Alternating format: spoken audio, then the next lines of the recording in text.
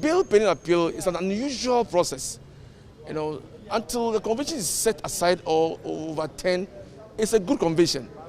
So it's an unusual process, but it can also be granted under special circumstances.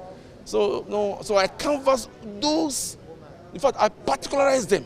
I started it one after the other, one after the other. Would you outline the three top special circumstances that you felt based on which he had to be granted bail? Yeah, I went under first and young offender.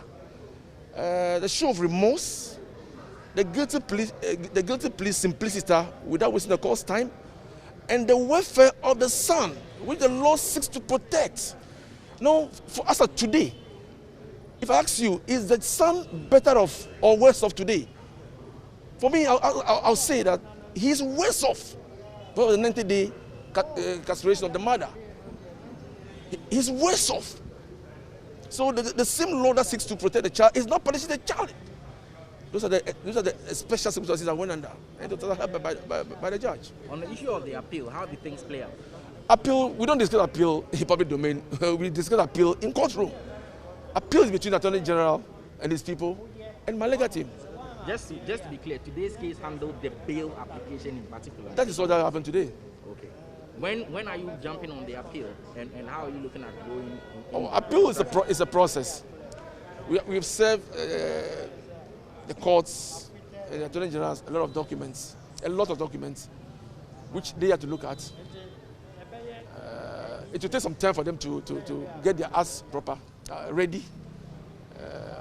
We are ready, but we have filed our processes. We don't intend to find any additional grounds. So we're just waiting for them. With the bail application granted, what does it mean in simple terms for the ordinary Ghanaian? Yeah, that the convict applicant, that's Akuapem Poloo, has been restored to the state she was before the conviction. That means she's free to go about her duty anywhere as a normal human being. She's free to walk about in town? That is so. That's the law. The bill has restored her back to her former state she was before she was incarcerated. That is simple term, that's bail. Has the court imposed any restrictions in terms of a lot of restrictions. A lot of restrictions imposed. Yes.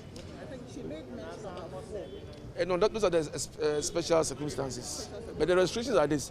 She's been getting bail in the sum of 80,000 cedis with 2 sureties. She's supposed to report to the police twice every week.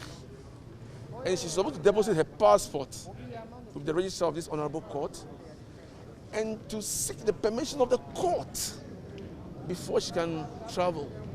And that has to be done by her lawyers. We have to apply formally by a motion to enable her to travel outside the country for a few days or a few months and come back.